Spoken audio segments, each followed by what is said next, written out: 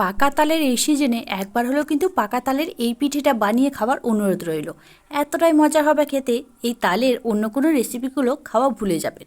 দুর্দান্ত হয় খেতে, আর বানানো কিন্তু একদম সহজ, মুখে দেওয়া মাত্র মোমের মতো গলে যাবে।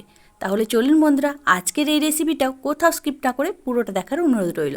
প্রথমে গ্যাস জ্বালিয়ে একটা ফ্রাই প্যানের মধ্যে দিয়ে দিচ্ছি তালের কাত। তালের কাতটা অনেকটাই মোটা ছিল, তাই একটু জল দিয়ে পাতলা করে নিয়েছি। এবার 1.5 বাটি মতো দিয়ে দিলাম। এটাকে কয়েক সেকেন্ডের জন্য একটু নেড়েচেড়ে নেব, এতে এই তালের কাতরার মধ্যে কাঁচা ভাবটা চলে যাবে। দেখুন কয়েক সেকেন্ডের জন্য একটু নাড়াচাড়া করে নিয়েছি। এবার এর মধ্যে দিয়ে দিচ্ছি 1 বাটি মতো সুজি। সুজির পরিমাণটা আপনারা কিন্তু বাড়িয়ে বা কমিয়ে নিতে পারেন। দিচ্ছি ওই বাটিরই 1 বাটি ঘন জাল করা দুধ, আর অল্প সামান্য একটু লবণ। এবার গ্যাসের ফ্লেমটা একদম লোতে রেখে এটাকে প্রায় 3 থেকে 4 মিনিট মতো একটু নাড়াচাড়া করলেই একটা সুন্দর ডোয়ের মতো তৈরি হয়ে যাবে। গ্যাসের ফ্লেমটা কিন্তু লোতে রেখে করতে হবে, না হলে সুজিটা দলা বেঁধে যাবে আর ভালোভাবে ডোটা তৈরি হবে না। এখানে আমি যে দুধ ব্যবহার করলাম, আপনারা কিন্তু দুধের পরিবর্তে জলটাও ব্যবহার করতে পারেন, তবে দুধটা দিলে কিন্তু বেশি সুন্দর লাগবে খেতে। দেখুন ডোটা কিন্তু আমার তৈরি হয়ে গেছে। এর থেকে বেশি কিন্তু এটাকে আর শক্ত করার প্রয়োজন নেই। নামিয়ে ঠান্ডা করার পর কিন্তু অনেকটাই নরম হয়ে যাবে।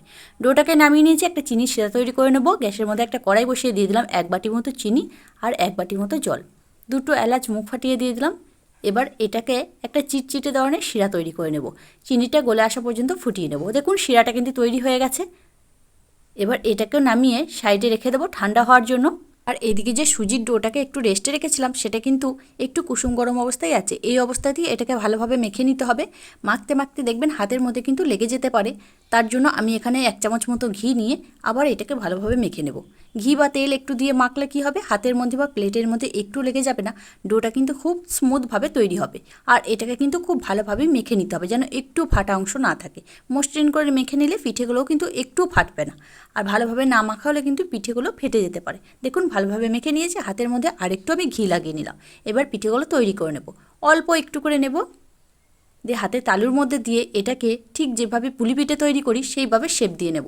এই দেখুন ঠিক এইভাবে। খুব সহজ বন্ধুরা, এটা আপনারা ছোট বড় বা অন্য কোনো ডিজাইনেরও তৈরি করে নিতে পারেন। আমি এইভাবে করে নিচ্ছি বলে আপনাদের না করলেও কিন্তু হবে। যদি ভালো লাগে করবেন, খুব ভালো লাগে। এই দেখুন এইভাবে করে নিচ্ছি, একটু ছোট ছোট করেই করে নিচ্ছি। এই দেখুন আবার একটা করে নিয়েছি। আর এইভাবে সবগুলোকে তৈরি করে নিচ্ছি। সবগুলো একইভাবে তৈরি করে নিয়েছি। এগুলো আপনারা চাইলে কিন্তু স্টিম করে নিতে পারেন। আমি এগুলোকে ফ্রাই করব। গ্যাস জ্বালিয়ে ফ্রাই প্যানের মধ্যে সাদা তেল গরম হতে দিয়েছিলাম। তেলটাকে কিন্তু খুব ভালোভাবে গরম করে নিতে হবে। তারপর গ্যাসের ফ্লেমটা একদম লো করে দিয়ে পিঠেগুলো দিতে হবে। আর এই তেলটা যদি একটু ঠান্ডা থাকে, তাহলে পিঠেগুলো দেওয়ার সাথে সাথে কিন্তু চারিদিকে ছেড়ে যাবে। একদম কিন্তু পিঠেগুলো ভালোভাবে তৈরি হবে না। তাই অবশ্যই এটা খেয়াল রাখবেন, তেলটা কিন্তু খুব ভালোভাবে গরম হয়ে যাওয়ার পর এই পিঠেগুলো গ্যাসের ফ্লেমটা লো করে দিয়ে একে একে দিতে হবে। এবার আমি প্রথমে যতগুলো ধরবে ততগুলো আমি দিয়ে দেবো। বেশ অনেক কটা করেই কিন্তু ভাজা যাবে, গায়ে গায়ে কিন্তু একটু লেগে যাবে না, যেহেতু তেলের টেম্পারেচারটা একদম হাই আছে। দিয়ে এগুলোকে উল্টে পাল্টে একটু হালকা করে ভেজে নেব। দেখুন একদম উল্টে পাল্টে হালকা করে ভেজে নিয়েছি। এর থেকে বেশি কিন্তু ভাজা যাবে না। যেগুলো প্রথমে দিয়েছিলাম সেগুলো কিন্তু সুন্দর একটা কালার ধরে গেছে। এবার এগুলোকে একে একে তুলে নেব। দেখুন কত সুন্দরভাবে পিঠেগুলো তৈরি হয়ে গেছে।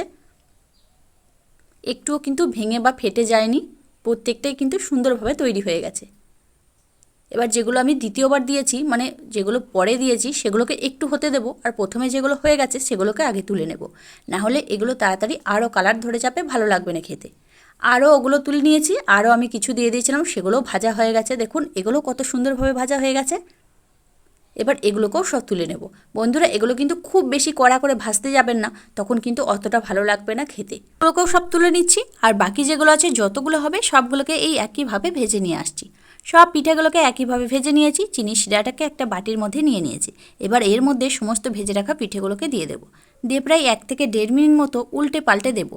তবে এটাকে কিন্তু রেস্টে রাখা যাবে না, তাহলে এই সমস্ত চিনি শিরাটা পিঠেগুলোর মধ্যে একদম সোপ করে নেবে। আর পিঠেগুলো এতটাই নরম হয়ে যাবে, একদম সব ভেঙে গুড়িয়ে যাবে, একটাও কিন্তু গোটা গোটা থাকবে না। তাই এগুলোকে একদম কিন্তু রেস্টে রাখবেন না। আমি একটু উল্টে পাল্টে দিচ্ছি প্রায় 1 থেকে 1.5 মিনিট মতো, তারপরে কিন্তু এগুলো তুলে নেব। দেখুন এবার এগুলোকে কিন্তু আমি তুলে নেব। প্রায় 1.5 মিনিট মতো উল্টে পাল্টে দিয়েছিলাম। একটা প্লেট নিয়ে নিয়েছি। এবার এর মধ্যে ছেঁকে পিঠেগুলোকে তুলে নেব। একদম কিন্তু শিরাটা রাখা যাবে না, মানে চিনির শিরাটা কিন্তু একদম এই পিঠেগুলোর মধ্যে রাখা যাবে না, তাহলেই কিন্তু নরম হয়ে যাবে। দেখুন কত সুন্দর একদম ঝরঝরে তৈরি হয়ে গেছে। ঠিক যেভাবে তৈরি করছি এইভাবে একবার বানিয়ে দেখবেন বন্ধুরা, একদম পারফেক্টভাবে এই পিঠেগুলো তৈরি হবে আর মোমের মতো নরম, মুখে দেওয়া মাত্র মিলিয়ে যাবে। দেখুন প্রত্যেকটাই কত সুন্দর, একদম গোটা গোটা আছে, দেখতেও যেমন সুন্দর আর বানানো তো কোনো ঝামেলাই নেই, যে কেউ কিন্তু তৈরি করে নিতে পারবে। পাকা তালের এই পিঠেটা বন্ধুরা না খেলে কিন্তু আফসোস থেকে যাবে। আপনাদের গ্যারান্টির সাথে বলতে পারি এই পিঠেটা খেলে অন্য কোনো পিঠেগুলো খাওয়া ভুলে যাবেন। প্রত্যেকটা পিঠাই দেখুন একদম মোমের মতো নরম, মুখে দিলেই কিন্তু মিলিয়ে যাবে। আপনার বাড়িতে আসা কিন্তু অতিথিদেরও এটা পরিবেশন করতে পারেন, তারাও কিন্তু রেসিপি জানতে চাইবে। এতটাই সুন্দর হবে, আপনাকে আবার রিকোয়েস্ট করবে এটাই বানিয়ে দেওয়ার জন্য। তাহলে বন্ধুরা আজকে আমার এই পাকা তালে পিঠে রেসিপিটা আপনাদের কাছে কেমন লাগলো সেটা কিন্তু অবশ্যই কমেন্টের মাধ্যমে জানিয়ে দেবেন।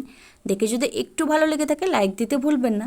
চ্যানেলটিকে যদি এখনও সাবস্ক্রাইব করা না থাকে চ্যানেলটিকে সাবস্ক্রাইব করে নিয়ে অনুরোধ রইল। তার সাথে পাশে থাকা বেল আইকনটি প্রেস করে দেবেন, আমি যখনই কোনো ভিডিও দেবো তার নোটিফিকেশন সবার আগে পাওয়ার জন্য। তাহলে আজকের মতো এখানেই, আবারও ফিরে আসছি অন্য কোনো দিন অন্য একটা রেসিপি নিয়ে। ততক্ষণ আপনারা ভালো থাকবেন, সুস্থ থাকবেন। ধন্যবাদ।